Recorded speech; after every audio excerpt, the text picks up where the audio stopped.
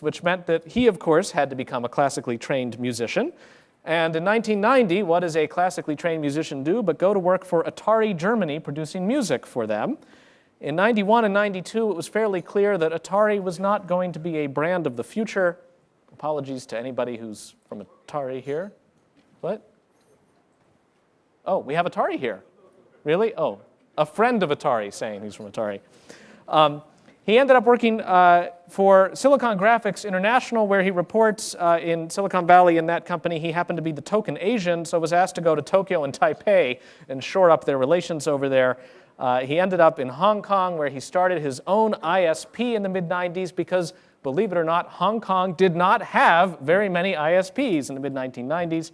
He reports rather modestly that it bombed. The eponymously titled Hong Kong Online did not go very far. But he ended up working in a series of companies, investing, associating, and now has been most recently associated with Typhoon Games and Outblaze, which together have worked with Sanrio and Sanrio Digital, who, among other properties, own Hello Kitty. How many people have heard of Hello Kitty? Very good brand presentation here. Here on my lectern PC is the Hello Kitty Wikipedia entry, which is incredibly thorough, telling you everything you need to know about Hello Kitty, who's kind of a cipher. That's, I think, perhaps the best thing about it. Anything could be put into the mind of that expressionless kitty. But that said, he now has a number of projects in Sanrio Digital that he's going to tell us a bit about. Tell us a bit about the Asian market and the ways in which perhaps youth culture will be coming to the West from the East. So please join me in welcoming Yat Siu. Thanks. All right, so thank you. It's an honor to be here, slightly daunting. Some great presentations here. So I'll just jump straight into the presentation.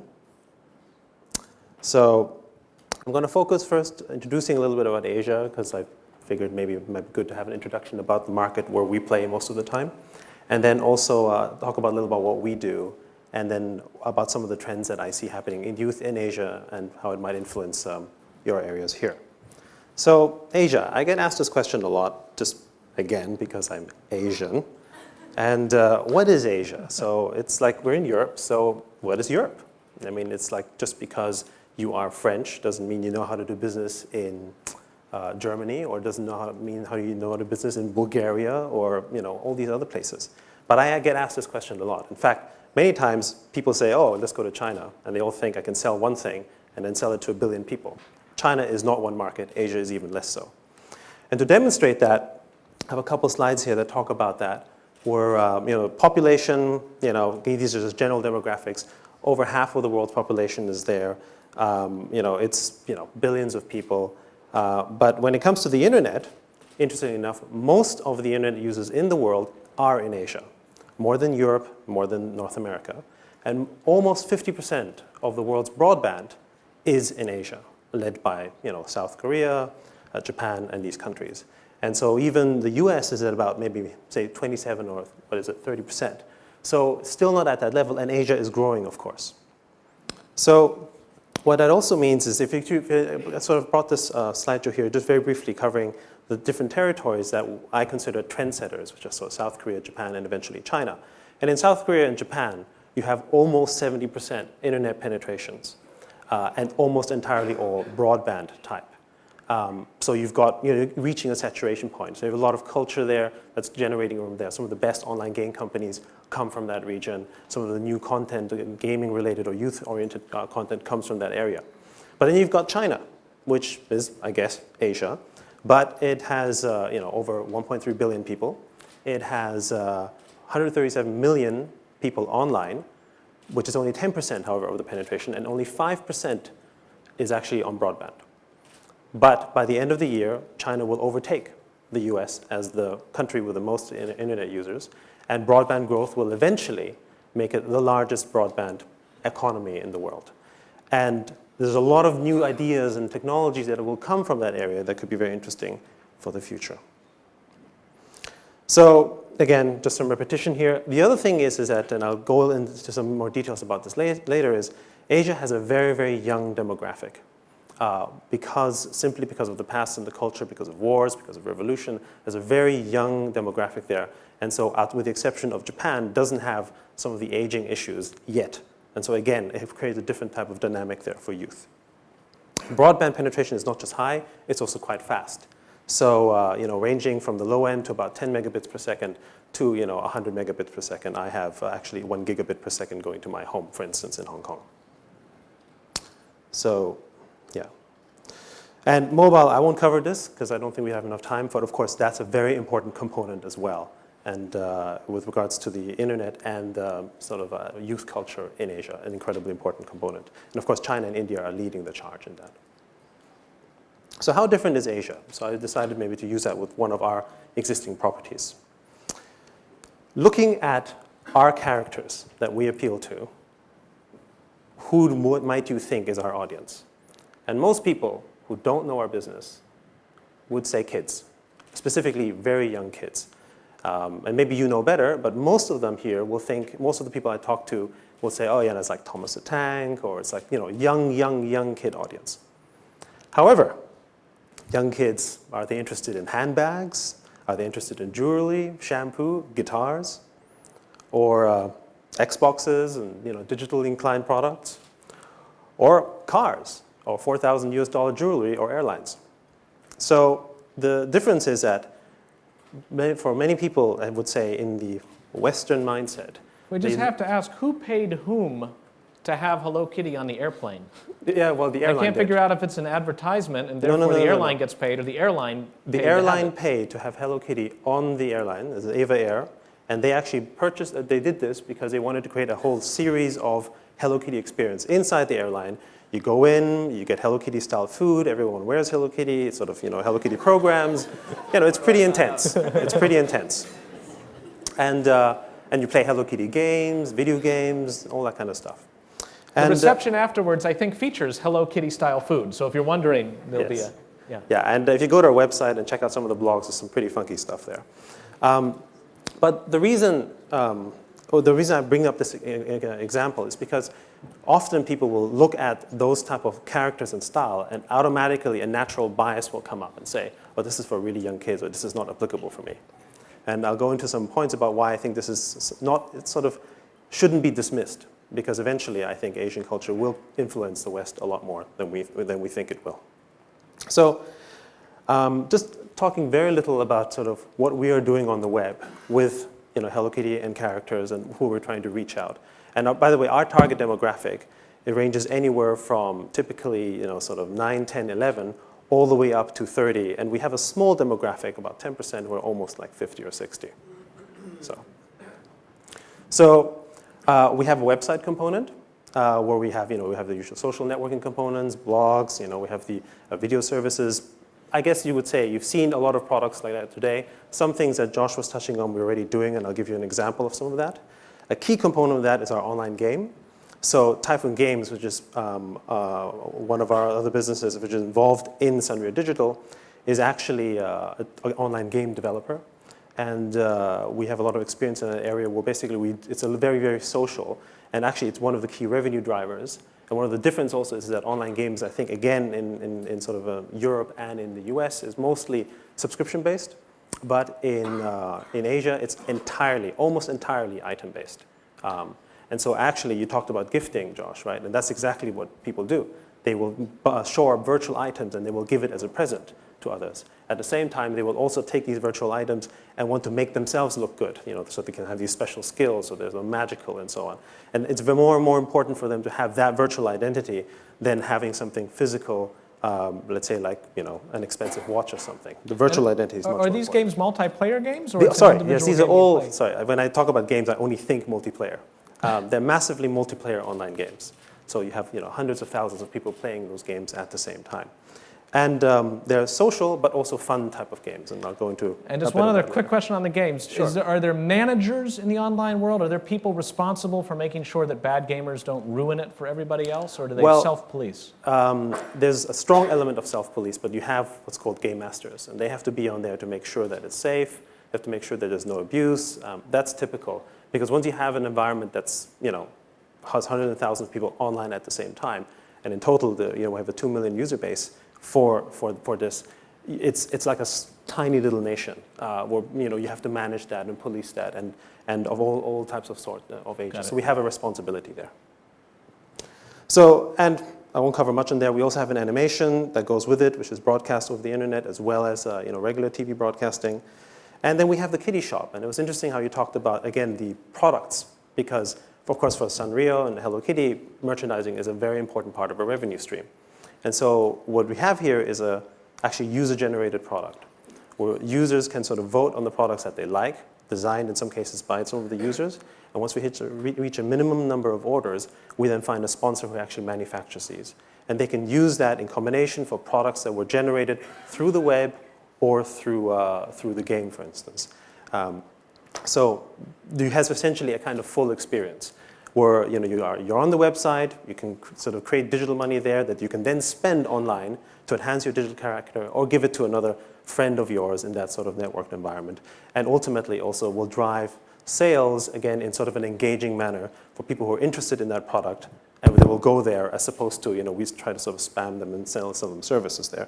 And to sort of complete the whole picture, we have the animation as a form of marketing, and we also have sort of offline games, the console games to engage in that. So it's just really, really quick. So some general commentaries that I see in our area, which might apply for here, is that online games is not just about games. It's a lifestyle. When people spend 4, 8, 12, 15 hours a day on it, it's certainly more than that for them. And it's also about making friends and social interactions. So people are not just playing to win something, because that's what often people think about, win to get a level to just improve. But eventually, you hit a level maximum, right? If you want to win a game, you can win it very quickly. It's the friends you make, it's the social interactions, and it actually creates that stickiness for people to come back. Broadband is incredibly important, however, for these online game environments, which is why I think this will come in a big way to Europe, because broadband growth is quite mature in some of the Asian territories, but also you need the speed.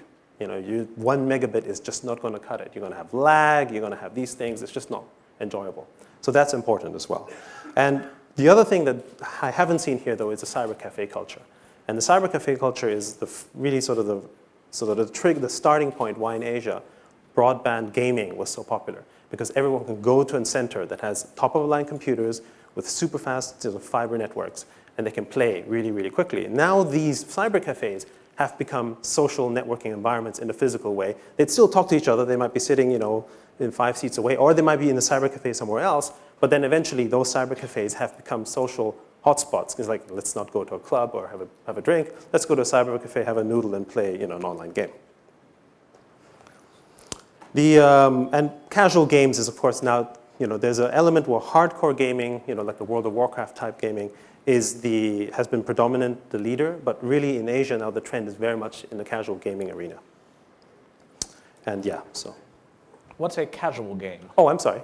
I take these things for granted. Casual game is a kind of game where you can maybe spend, it may still be role-playing related, but you would be, it's like a racing game, for instance, where I would, have competition-based. I can play sort of in 1 hour or maybe 15 minutes. It doesn't have an epic quality. It has, it still has a leveling element, so you still have an epic quality to it, but it's not, you're not stuck to it in the same way. Like, if in World of Warcraft, if I don't play 8 hours a day, I'm left behind. And eventually, I'm worthless as a character because, everyone else is at level 60 and I'm If you don't play 8 hours a day or pay someone else to play 8 hours a day for you. Yeah, then you go to China and hire one of those, gold farmers. Yeah. And again, this is just some figures, but, the online gaming is a real market, real business. I mean, forecast is about $6 billion just for our region, for 3 countries. So talking about digital youth feeling in our region. So, I mean, we talked about it being connected. We talked about, the malls being online. But what there also are, they're very proud. And they're also very optimistic. Proud, partially because they feel a sense of liberty. And also, particularly in the case of China or maybe South Korea, in these countries, there is a generation of youth that has grown up in, let's say, post-cultural revolution for China, or say, post-democracy for South Korea, for instance. And that actually changes the way they think. South Korea, as an example, is going through a period of an absolute renaissance. Everything Korean is cool. Korean games are cool. Korean music is cool. Korea this, everything, technology is pretty cool. And so people are feeling very proud about themselves. And that is expressed online. And so they feel very nationalistic as well. And you may have heard reports about how when certain Korean gamers are one of the more aggressive ones, if they play with the US counterparts, they always want to beat them up as quickly as they can, just because they have to. It's like this competition. And it's becoming very nationalistic. And is there infiltration? Americans coming out as Koreans and then suddenly turning on their comrades?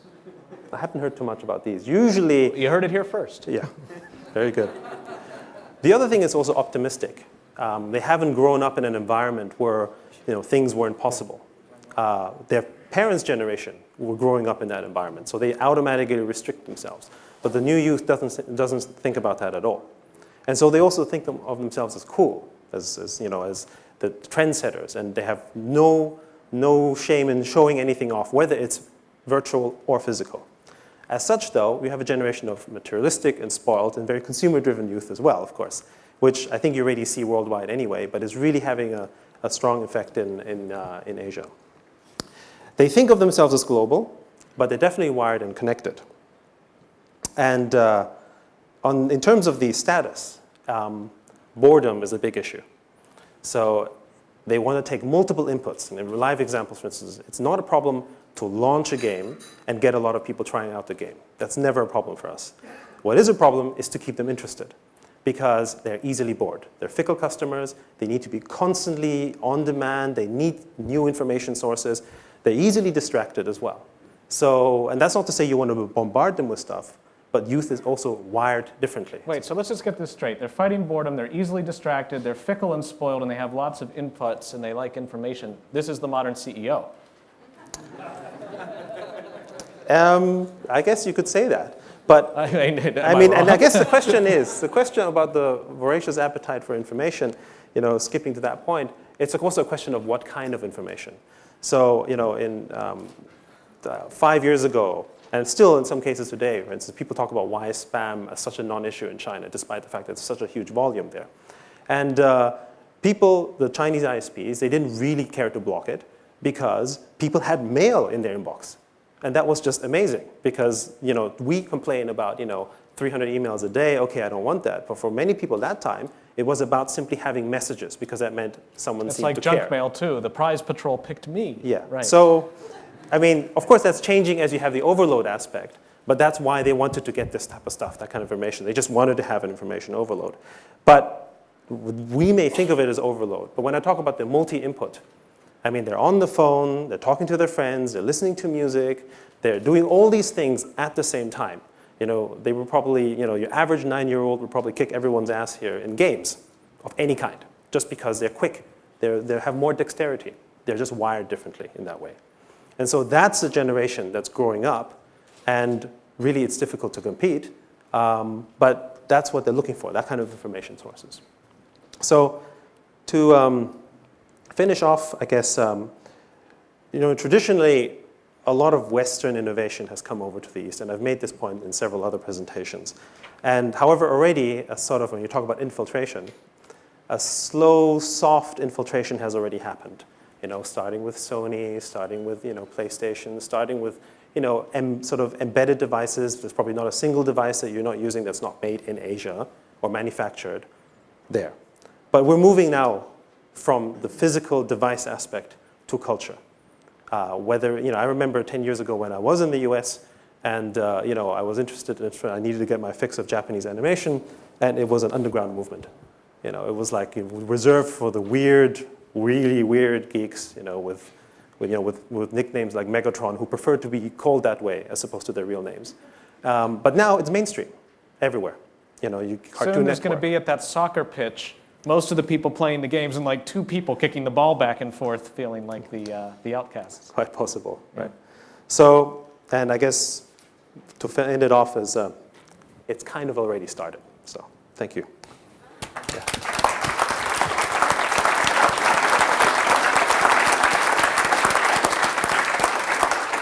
Before we bring up our last guest, let me just ask for reactions from the panel.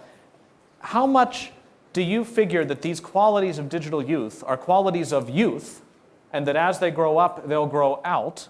They have some signs maybe in both ways. Are you thinking of Bebo and of the Hello Kitty empire as kind of cradle to grave, or is it, hey, if it's just we catch a certain slice of people the way that maybe Disney does or that other brands do, that's just fine. Teletubbies is not meant to be with you in your 50s kind of thing. Or is it, no, they're going to keep these qualities that we're describing as they grow, and therefore the service is for them for life? We actually designed Bebo to be used by ourselves, and we're in our mid-30s. And when we launched it, it actually got adopted by a younger demographic. So the vast majority of people are aged between 13 and 30, but it wasn't actually designed necessarily for them. So certainly the tools within social networks are not necessarily specific to an age, and different networks have different age bands. So I mean, we certainly see Bebo growing to be older, but it's a network effect. So people join because their friends are there, and because we started young, we've grown a younger demographic. And as a matter of brand, you find the brand can be elastic enough not to have to be the kids' brand? Well, we're changing some things with our brands to make it neutral in terms of the appeal. I mean, Hello Kitty, you would think, would be very, very young. Their brand image is very young. At some point, it should be Hello Cat. It's like, when does it grow up? Yeah, but there's no reason why social networking is going to stay young. And I think you're finding with all networks, including Bebo, that the age is getting older. It's just that the early adopters of a lot of these technologies are very, very young. And social networking being typically a free experience, they're certainly the ones to adopt it. Right. And I also think these days people expect to keep in touch with a large number of friends and family, and do it very easily. And social networking is a way to do it. So when you get older, your group of friends is probably going to be a lot larger than what people are used to today. And I guess you can see kids pulling their parents in. This gentleman here is on Bebo because his kids are on Bebo, but then there was another dad on Bebo, and maybe they want to go into the dad's area and hang out and be on Bebo together. So yes. But maybe to your question about will they be more wired in the future as they get older, I think they will. Yeah. They will. I mean, maybe they'll lose some of it, but I think they'll generally be more attuned. I mean, I look at my mother, and I think she's pretty gadget freaky already, but she just simply doesn't have the same dexterity. Right. Right. And I do notice that I think as I get older, I feel that I'm not as good at certain things, but I still have a certain skill to it. Right. That I think that if I was the same person 30 years ago, compare another 30-year-old of 30 years ago who wasn't exposed to this type of load of information, I probably wouldn't be as equipped to handle it. Right. Well, that's actually a perfect segue to our final guest for the panel, because it seems to me she's somebody who also studies the sometimes